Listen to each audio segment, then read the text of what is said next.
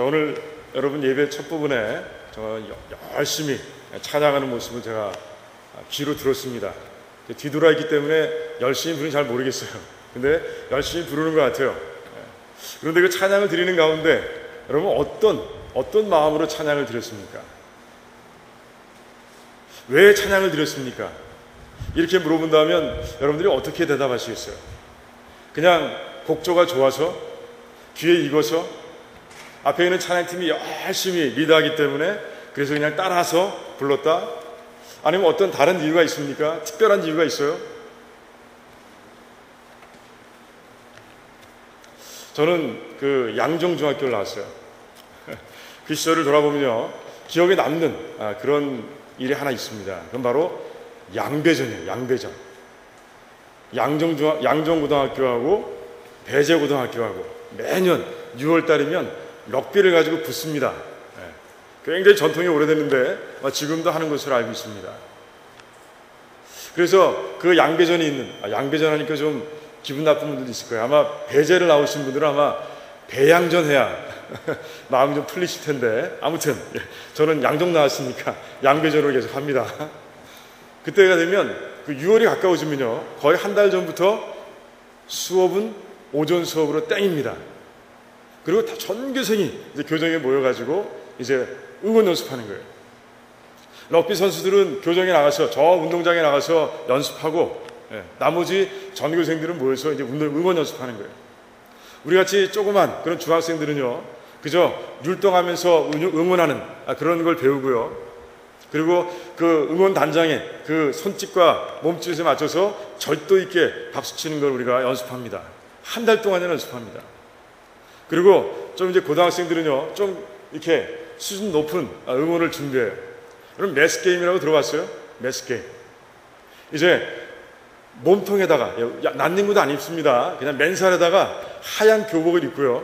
그리고 이제 막 펼쳤다 닫으면서 이제 마스게임을 펼치는데, 아직도 기억에 남는 것은 독수리예요. 독수리. 딱 이렇게 하면 독수리가 생겼다가 또 이렇게 펼쳤다 닫으면은 독수리가 날개를 치고 올라가는 그런 형상을 만드는데, 놀랍습니다. 물론 배제도 만만치 않습니다. 배제는 그 호랑이를 만드는데 호랑이가 막 달려가는 모습을 매스게임으로 만들더라고요. 아무튼 열심히 연습해서 이제 그 6월달 양배전에 임합니다. 제가 아마 중학교 3학년 때로 기억하는데요, 그때는 우리가 YB팀도 이기고 그리고 OB팀도 이겼어요. YB는 뭐냐? 재학생들, young boys 팀들입니다. OB는 old boys, 그러니까 졸업한 그 학생들이 모여서 이제 팀을 구성하고 이제 게임을 하는 것이에요. 근데 두 경기 다 이겼어요. 그때 그 선수들이 이제 우리 응원하는 앞에 와서 서 있고, 그리고 온 전교생들이 이제 응원가도 부르고 그리고 학교 교가도 부르는데, 난리가 났었어요. 신나게 불렀습니다. 우리가 교가를 매주 부르거든요. 월요일마다 교정에서 그 교가를 부릅니다. 하지만 그때 부르는 교가하고는 그 맛이 다르더라고요. 왜 그랬을까요? 승리했기 때문에. 우리 팀이 승리했어요. 그러다 보니까 이 학교가 자랑스러운 거예요. 우리 선배들이 자랑스러운 거예요. 그런 가운데 목이 터져라 교가를 부르는데, 그 효창부장이 막 떠나가는 것 같았습니다. 아무튼 그렇게 우리 교가를 불렀던 기억이 아직도 지금도 기억이 선합니다. 자, 여기서 한 가지 질문을 또 드립니다. 자, 우리가 예배 시간에 하나님을 향해서 드리는 그 찬양과 우리 양배전, 그 양정 옛날 그 학생들이 그 승리를 만끽하면서 부르는 그 교가와 어떤 것이 더 감동적이어야 되겠습니까? 좀 어렵죠? 근데 답은 하나입니다. 뭐예요? 하나님께 드리는 찬양이 더 감동적이어야 돼요. 왜? 그 잠깐의 승리, 그 학교가 자랑스러운 그것보다 훨씬 더 큰 이유가 우리가 찬양하는 가운데 그 이유가 담겨있기 때문에 그렇습니다. 그 이유를 분명히 안다면요, 정말 우리가 부르는 찬양은요, 정말 하나님 앞에 드리는 찬양은요, 정말 이 교회가 떠나가라, 좀 마음에서 우러나는 찬양, 목이 쉬도록 하나님 정말 감사합니다, 기쁨으로 드리는 찬양이 되어야 할 것이에요. 여러분들 그런 찬양을 드렸습니까 오늘? 그런 찬양을 매일매일 드려야 되는 것이에요. 그런데 이제 오늘 말씀 가운데서 아직 이유를 모르시는 분들을 위해서 이제 오늘 베드로가 찬양할 이유, 어떤 상황에 있든지 찬양해야 될 이유를 오늘 분명하게 말씀하고 계신 거예요. 여러분 오늘 잘 들으시기 바랍니다. 정말 찬양할 이유가 있는 것이에요. 내가 어렵든 슬프든 아니 기쁘든 상관없어요. 어떤 환경에 있든 어떤 조건에 있든 정말 하나님을 바라보면서 목이 터져라 찬양해야 할 이유가 분명히 있는 것을 오늘 말씀 가운데서 보게 되는 것이에요. 자, 오늘 말씀 보세요. 어떻게 시작합니까? 찬송하리로다. 찬송 소리가 나오잖아요. 베드로는 얘기하고 있는 것이에요. 찬송하리로다 라고 얘기하고 있습니다. 그런 가운데 이제 찬송할 이유들을 하나하나 오늘 얘기하는 모습을 보게 됩니다. 첫 번째 찬송의 이유가 뭘까? 3절에 담겨 있습니다.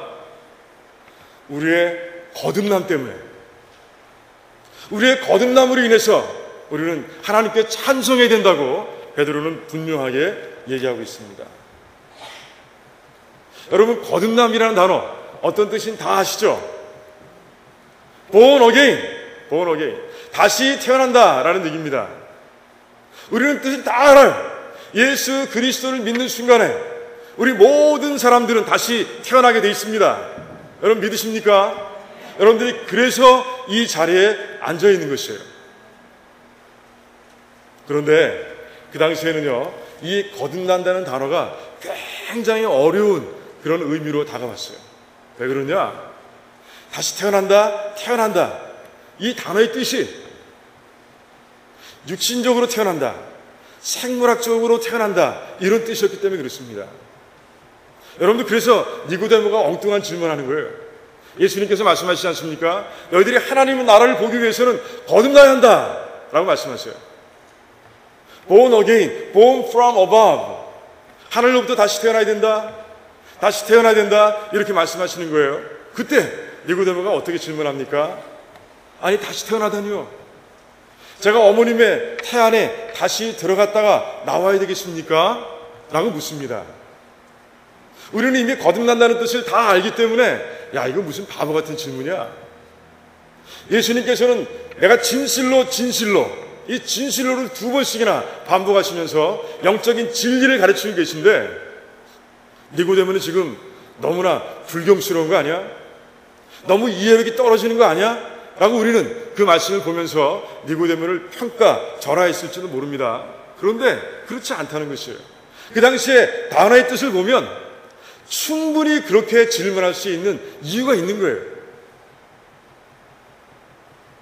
그런데 왜 그런 오해의 소지가 있는 그런 거듭난다라는 단어를 주님도 쓰고 있고 또 주님을 따라서 베드로를 쓰고 있을까 하는 생각을 우리가 깊이 해보게 되는 것이에요. 왜 그랬을까요? 제가 그 이해를 돕기 위해서 제 경우를 한번 들어서 한번 설명을 해보겠습니다. 저는요, 제 아버님과 제 어머님의 자녀가 되기 위해서요, 내가 지혜를 짜내고 제가 능력을 다해서 그렇게 노력한 적 한 번도 없습니다. 정말 두 분을 내가 부모로 섬기기 위해서 목표를 세운 적도 없어요. 그냥 태어나 보니까 몽골 왕점이 있는 아시안이었고요, 그 중에서 한국 사람이었고요, 태어나 보니까 전두 이스에 속해 있더라고요. 그 태어나 보니까 그래요, 운수업을 운영하고 계시는 그런 중류층의 그 아버지의 어머님의 가정 속에서 이제 보살핌을 받는 그런 사람으로 그냥 되어서 태어났더라고요. 저는 그 일을 이루기 위해서 말이죠, 노력한 적 없어요. 애쓴 적도 없습니다. 그런데 그냥 태어나서 그 모든 것을 다 가지게 된 거예요. 초이스가 없습니다. 바로 그것이 육신적으로 태어난다는 의미예요. 여러분들은 아마 어떤 분은 그렇게 얘기할 수도 있습니다. 아니요, 저는 노력했습니다. 그런 분 있어요?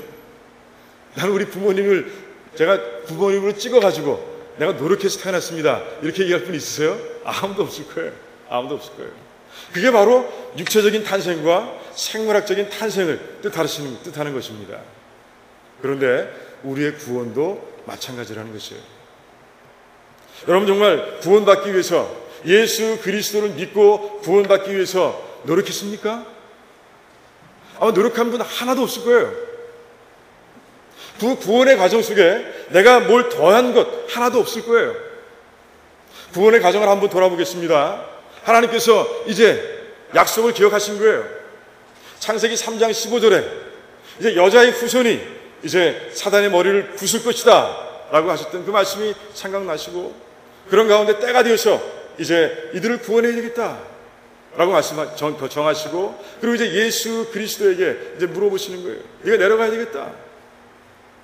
나의 하나밖에 없는 독자지만 네가 내려가서 십자가에서 못 박혀 죽음으로 인해서 저들의 죄를 다 용서하고, 그런 가운데 그 사망에서 저들을 건져내야 되겠다라고 하나님께서 이제 뜻을 정하시고 말씀하셨어요.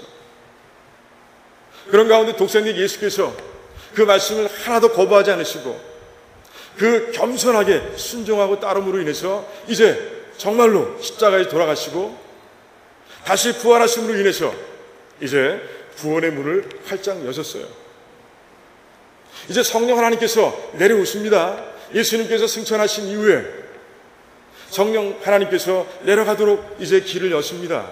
그럼 내려오셔서 이제 하나님께서 이제 창세 전에 뜻을 정하시고 이제 구하시기로 작정하신 그 모든 심령들에게 찾아오셔서 이제 믿음을 선물로 주십니다. 그런 가운데 이제 우리가 구원된 것이에요. 육체적인 탄생, 생물학적인 탄생, 내가 아무것도 한 것이 없는 그런 가운데서 이제 태어나서 이제 삶을 시작하는 그것과 마찬가지로 우리는 아무것도 한 것이 없는데 삼위일체 하나님, 그 삼위일체 하나님의 그 합동작전에 의해서 우리가 이제 구원을 얻고 이제 믿는 사람이 되어서 우리가 예배드리는 그런 사람이 됐다는 것이에요. 그게 바로 거듭남의 의미라는 것이에요. 우리는 아무것도 한 것이 없어요. 하나님의 은혜와 하나님의 긍휼에 의해서 우리가 이 자리에 생명 있는 자로 이제 이 자리에 앉아서 예배드리고 있다는 것이에요. 그래서 베드로는 오늘 말씀에서 이렇게 얘기하고 있는 것이에요. 하나님이 그 많으신 긍휼대로 예수 그리스도의 죽은 자 가운데서 부활하심으로 말미암아 우리를 거듭나게 하사, 이렇게 말씀하고 있는 거예요. 우리가 주어입니까? 이 문장 가운데서 우리는 목적어입니다. 그래서 구원을 누리게 돼 있는 하나님의 주권적인 역사 가운데서 이제 구원을 누리는 그런 목적격 대명사로 그렇게 기록되어 있는 모습을 우리가 보게 되는 것이에요. 바울은요, 좀 더 자세하게 얘기하고 있는 모습을 보게 됩니다. 에베소서 2장을 보면 여러분 다 아시는 거예요. 너희가 그 은혜로 인하여 믿음으로 말미암아 구원을 얻었나니 이것이 너희에게서 난 것이 아니요 하나님의 선물이라. 행위에서 난 것이 아니니 이는 누구든지 자랑치 못하게 함이니라 라고 말씀하고 있어요. 은혜라고 얘기하고 있습니다.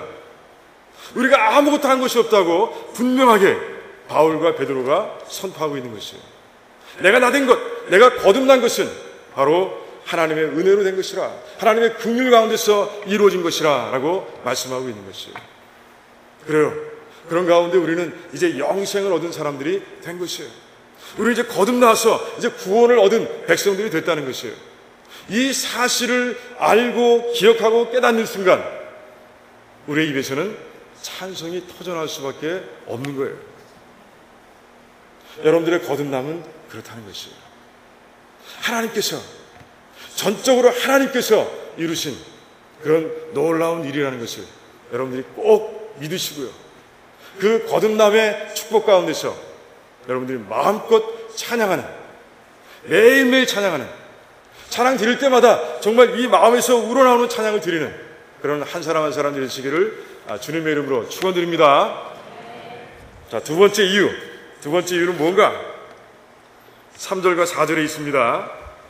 자, 산 소망이 생겼다는 것이에요. 거듭나자마자 산 소망이 생겼습니다. 그런데 그 산 소망이 무엇이냐? 썩지 않고 더럽지 않고 쇠하지 아니하는 기업을 이제 상속받는 것이다 라고 얘기하고 있습니다. 여러분, 제가 신문을 보니까 이런 기사가 있더라고요. 태어나자마자, 태어나면서부터 연봉 1억을 받는 그런 국민들이 있대요. 부럽지 않으세요? 나라가 어딜까? 전 세계 천연가스 중에서 15% 내지 25%를 생산해서 수출하는 그런 나라입니다. 약 150억 배럴의 원유가 묻혀있는 나라예요. 그런데 인구는 고작 170만 정도에 불과합니다. 바로 카타르라는 나라예요. 그 아이들은, 거기에 태어난 아이들은요, 그 나라에 태어나려고 노력한 적 없습니다. 그냥 태어나 보니 카타르 사람들이에요. 그런데 딱 태어나고 보니까 매달 1억씩 받는 그런 사람들로 태어난 거예요. 그와 마찬가지로 그래요. 모든 사람들은 태어나자마자 무언가를 부모님으로부터 물려받게 돼 있어요. 어쩌면 그 나라로부터 물려받을 수도 있습니다. 이건 카타르처럼 1억이 아니라 어떤 사람들은 가난을 물려받을 수도 있고요. 어떤 사람들은 부를 물려받을 수도 있고, 또 어떤 사람들은 존귀한 그런 지위를 물려받을 수도 있고, 어떤 사람들은 정말 천한 그런 지위를 물려받을 수도 있어요. 하지만 태어난 사람들은 다 공통적으로 무언가를 물려받게 돼 있습니다. 그 맞죠? 그런데 그렇다면 우리 크리스찬들도 이제 태어났는데, 거듭났는데 뭔가 물려받을 게 생기지 않았겠습니까? 바로 그것이 뭐라고요? 오늘 말씀에 나와 있는 산소망이라고 말씀하고 있습니다. 그리고 산소망은 무엇이냐? 이제 우리가 물려받게 될 기업이다 라고 얘기하고 있어요. 여러분, 이 기업이라는 단어가 굉장히 재미있는 단어입니다. 이 기업이라는 단어를 듣는 순간, 만약에 그 이 편지를 읽는 사람들이 유대인이었다면, 아, 기업이라고 아마 딱 생각이 났을 거예요. 하나님께서 출애굽한 이스라엘 백성들에게 이제 젖과 꿀이 흐르는 가나안 땅을 이제 약속의 기업으로 주십니다. 그때 기업이라는 단어를 쓴 거예요. 그 기업이라는 단어가 계속해서 이제 출애굽기에서, 민수기에서, 또한 신명기에서 계속해서 반복되는 그런 모습을 우리가 보게 되는 것이에요. 그런데 이제 그 기업이라는 단어를 똑같이 사용하면서 이제 베드로는 이제 신약의 백성들, 은혜의 시대의 백성들이 물려받은 그 기업과 율법의 시대에 그 백성들이 물려받는 기업을 아주 드라마틱하게, 극적으로 비교하고 있는 모습을 오늘 말씀 가운데서 보게 되는 것이에요. 자, 어떤 게 더 좋을까요? 물론 은혜의 시대에 물려받은 기업이 훨씬 좋습니다. 여러분, 기업이 뭘까요? 하나님이 여러분들이 거듭난 순간에 여러분에게 주신 그 기업이 뭐예요? 뭐라고 생각하세요? 오늘 3절에 보니까, 4절에 보니까 힌트가 있어요. 너희를 위하여 하늘에 간직하신 것이라. 뭘까요? 천국이에요. 천국. 예, 천국이 기업이라 라고 하나님께서 말씀하고 계신 거예요. 이제 우리 아버지가 되신 하나님께서 모든 자녀들에게, 믿는 모든 자녀들에게 천국을 내가 기업으로 물려주겠다라고 말씀하고 계신 거예요. 그 가나안 땅과 그리고 천국을 한번 비교해 봅니다. 베드로가 비교하고 있어요. 자, 처음에 어떻게 비교하고 있습니까? 그 기업은 썩지 않는다고 얘기하고 있어요. 썩지 않는다는 뜻이 무엇입니까? 그 원어를 가만히 살펴보면요, 죽음이 없다는 것이에요. 죽은 것은 썩게 되어 있습니다. 여러분들 아무리 방부처리를 해도요, 죽은 것은 썩게 되어 있습니다. 그런데 천국에 가면 썩는 게 없다는 것이에요. 맞아요? 왜? 그것은 영원한 생명만 있기 때문에 그렇습니다. 그런데 젖과 꿀이 흐르는 가나안 땅은 어떻습니까? 썩는 게 있어요, 없어요? 죽음이 있습니까, 없습니까? 분명히 죽음이 있는 거예요. 죽음의 그림자가 드리워져 있는 땅입니다. 아무리 젖과 꿀이 흐르는 땅이라 할지라도 죽음을 피해갈 수는 없어요. 그런 가운데 너희들이 정말 예수 그리스도를 믿고 이제 물려받은 그 기업, 천국이라는 것이 얼마나 훌륭한 것인지, 얼마나 좋은 것인지를 너희들은 알아라 이렇게 얘기하고 있는 것이에요. 그런 가운데 찬송하라, 찬송하라, 그 기업을 주신 하나님을 찬송하라 라고 베드로는 얘기하고 있는 것이에요. 자, 이제 여러분의 입속에서 찬송이 나옵니까? 그래요. 자, 두 번째 뭐라고 얘기하고 있습니까? 더럽지 않다라고 얘기하고 있습니다. 더럽지 않다는 것은 무엇인가? 우리를 더럽게 하는 것은 무엇입니까? 죄예요. 죄예요. 죄가 더럽게 하는 것이에요. 죄 가운데서 오염되는 것이에요. 그런데 천국엔 죄가 있습니까? 없습니까? 죄가 없어요. 죄가 전혀 없는 곳입니다. 그러니 더러워질 이유가 전혀 없는 것이에요. 정결한 가운데 거룩한 친 하나님 앞에서 우리가 마음껏 찬송할 수 있는 것이 바로 천국이에요. 하지만 가나안 땅은 어떻습니까? 결국엔 죄가 만연하는 모습을 보게 됩니다. 계속해서 죄가 넘치고 커지는 가운데 결국에는 하나님의 심판 가운데서 넘어지는 그런 모습을 보게 되는 것이에요. 비교해보라는 것이에요. 율법의 시대에 하나님께 주신 기업과 은혜의 시대에 하나님께 주신 그 기업을 비교해보라. 더럽지 않은 땅, 죄가 없는 땅, 그것에서 영원히 여러분들이 살아갈 것 생각한다면 여러분들 입속에서 찬송이 나오지 않겠느냐라고 베드로가 물어보고 있는 것이에요. 자, 찬송할 만한 이유가 됩니까? 찬송할 만한 이유가 있는 것이에요. 마지막으로 무엇이라고 얘기하고 있습니까? 쇠하지 아니한다. 이것은 무엇입니까? 뭘 얘기합니까? 아름다운 것이 시간이 지나면서 점점 쇠해져가는 그런 모습을 얘기합니다. 이 세상 것들은 그렇게 되게 돼 있어요. 다 변하게 돼 있습니다. 다 그렇게 어글리하게 변하게 돼 있어요. 그런데 천국은 그렇지 않다는 것이에요. 가나안 땅도 마찬가지지만 천국은 그렇지 않다는 것이에요. 처음에 시작한 그대로의 모습으로 영원히 존재하는 것이 바로 천국이라고 이제 베드로는 분명하게 증거하고 있는 것이에요. 자, 그 천국이 바로 우리가 물려받을 기업이라 라고 베드로는 얘기하고 있습니다. 자, 여러분들 찬송이 나옵니까? 별로 안 나와요? 자, 찬송이 나와야 됩니다. 이 썩지 않고 더럽지 않고 쇠하지 않은 그 천국을 물려받은 여러분들은 매일매일 삶 가운데서 하나님을 찬송하는 그런 사람들이 되어야 되는 것이에요. 모두가 다 그런 모습으로 살아가시길 주님의 이름으로 축원드립니다. 자, 마지막 이유가 무엇인가? 이제 5절에 나와 있습니다. 5절에 뭐라고 되어 있어요?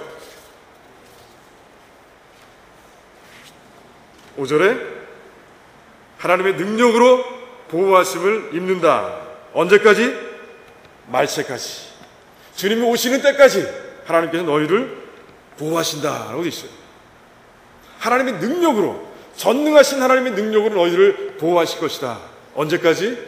주님 오시는 날까지 보호하신다라고 되어 있어요. 이 보호하신다라는 단어가 다른 곳에서 어떻게 쓰였는가 하는 것을 보게 되면 이 뜻을 분명하게 우리가 더 알게 됩니다. 이제 민수기 13장에 가면요, 여러분들 잘 아는 정탐꾼들이 나옵니다. 가나안 땅을 다 돌고 온 12명의 정탐꾼, 10명이 이제 얘기합니다. 그것은 가나안 사람들이 자신들의 힘을 가지고 지키는 곳이라 라고 얘기하고 있어요. 그래서 우리가 그들을 빼앗을 수 없다 라고 얘기하고 있습니다. 지킨다. 바로 이 지킨다라는 단어가 이 보호한다 라는 단어와 같은 단어예요. 즉 외부적인 무언가 외부적인 공격으로부터 막아내는 것을 얘기합니다. 가나안 땅의 주민들이 그 능력을 가지고 힘을 가지고 이제 성벽을 쌓고 지키는 거예요.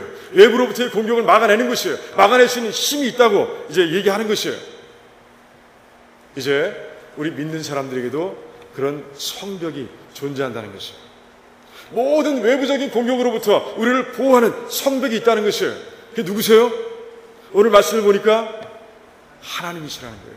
하나님. 그 하나님의 능력이 우리를 보호하고 계신 거예요. 막아주고 계신 거예요. 자, 그러니 얼마나 여러분들은 복 있는 사람들입니까? 하나님이 주님 만나는 그 순간까지 여러분들이 그 악한 세력에 넘어지지 않도록 보여주신다는 거예요. 자, 찬송할 이유가 있습니까? 분명히 있는 거예요. 분명히 있습니다. 그래서 정말 찬양을 드릴 때, 그리고 성가로 찬양을 드릴 때 우리는 성가대원들과 함께 마음속으로 찬양을 드릴 수 있어야 되고요. 그런 가운데 하나님의 이름을 존귀케 하는 그런 모습이 되어야 하는 것이에요. 자, 두 번째, 어디서 등장하느냐? 사도행전 9장에 등장합니다. 이제 교회를 박해하기 위해서 다메섹을 가는 바울의 모습이 등장합니다. 그 노상에서 주님을 만납니다. 그러고 나서 그가 눈에 씌었던 그 비늘이 벗어지고 음식을 먹고 힘을 차린 후에 그는 바로 나가서 예수는 그리스도시라, 예수는 메시아시라 라고 선포하는 그런 모습을 봅니다. 그 모습을 보고 이제 업셋된 그런 사람들이 생겼습니다. 누구예요? 유대교를 믿는 사람이었어요. 자신들이 듣기로는 분명히 바울은 교회를 박해하기 위해서 내려왔던 사람이에요. 그런데 그가 엉뚱하게 그 박해해야 할 그런 예수 그리스도의 이름을 존귀케 하는 모습을 보면서 일을 갈기 시작합니다. 저를 잡아 죽여야 되겠다, 저 씨를 없애야 되겠다 라고 생각하는 가운데 다메섹 성을 둘러싸고 지키기 시작합니다. 왜? 바울이 빠져나가지 못하도록 이제 지키기 시작하는 거예요. 바로 그 지킨다 라는 뜻이 바로 이 보호한다 라는 말 속에 들어있는 의미예요. 그러니 뭔가 빠져나가지 못하도록 지키는 것이에요. 여러분들 그 높은 산에 올라가 보셨어요? 그러면 길이 이렇게 나 있는 모습 봅니다. 그 높은 산에 그 위험한 길마다 꼭 뭐가 하나 있어요. 길 옆에 뭐가 있습니까? 가드레일이 있죠. 가드레일이 있어요. 그래서 사람들이 자칫 미끄러져서 그 옆으로 떨어지지 않도록 그렇게 보호하는 역할을 해줍니다. 마찬가지 역할을 하나님께서 우리를 위해서 하신다는 거예요. 우리가 자칫 의의 길, 진리의 길, 생명의 길을 벗어날까봐 하나님께서 직접 가드레일이 되셔서 우리를 벗어나지 못하게 그렇게 지켜주신다는 거예요. 찬송할 이유가 충분하지 않습니까? 그래서 다윗은 얘기합니다. 이 두 가지의 하나님의 보호하심을 그가 체험하는 가운데 시편 23편에서 얘기하는 것이에요. 노래하는 것이에요. 내 영혼을 소생시키시고 나를 의의 길로 인도하시는도다. 무엇을 위해서? 자기의 이름을 위해서. 가드레일이 되시는 하나님의 그 능력을 그가 노래하고 있는 것이에요. 내가 사망의 음침한 골짜기를 다닐지라도 나는 해를 두려워하지 않습니다. 왜? 주님께서 나와 함께 하시기 때문입니다. 그분이 내 앞에 가시면서 지팡이와 막대기를 가지고 나를 안위하고 계십니다. 그러니 내가 무슨 염려가 있습니까? 내 입에서는 찬송만 나옵니다 라고 다윗은 노래하고 있는 것이에요. 저는 여러분들이 정말 다윗처럼 매일매일의 삶 가운데서 찬송하는 자들이 되시기를 원합니다. 오늘 말씀 통해서 베드로는 충분하게 우리들에게 설명하고 있습니다. 여러분들에겐 찬송할 이유가 있습니다. 하나님의 성호를 마음껏 찬송해야 될, 마음을 다해서 목청껏 목이 쉬도록 기쁨으로 감사함으로 찬양해야 될 그런 이유가 충분히 있습니다라고 얘기했어요. 여러분들은 여러분의 노력 없이 하나님의 그 긍휼하심과 은혜 가운데서 거듭났습니다. 거듭난 가운데 정말 아무도 물려받지 못하는 그 천국을 여러분들이 물려받았습니다. 그 천국까지 가는 길을 예수님께서 가드레일이 되셔서 지켜주시고 또한 외부의 모든 공격으로부터 여러분들 지키시기 위해서 능력으로 보호하고 계십니다. 그러니 여러분들 찬송하십시오. 이게 베드로의 오늘 여러분들에게 들려주신, 베드로를 통해서 여러분들에게 주신 하나님의 말씀인 거예요. 저는 여러분들의 입에서, 여러분들의 마음속에서, 영혼 가운데서 찬양의 샘이 마르지 않기를 원합니다. 그래서 찬양을 드릴 때마다 도라노 침례교회는 그곳의 성도님들은 찬양하는 게 달라. 이 평가는 필요 없습니다. 하나님께서만 말씀해 주시면 돼요. 그래, 내 사랑하는 백성, 도라노 침례교회에 모여있는 그 사랑의 백성들은 정말 찬양하는 게 달라. 나를 기쁘게 하는 그런 찬양을 드리고 있어. 이렇게 하나님께서 매번 찬양 드릴 때마다, 또 매일매일 삶 가운데서 여러분들이 찬양을 드릴 때마다 그렇게 말씀해 주시는 하나님의 음성을 듣는 그런 귀한 백성들이 다 되시기를 주님의 이름으로 축원드립니다. 기도하겠습니다.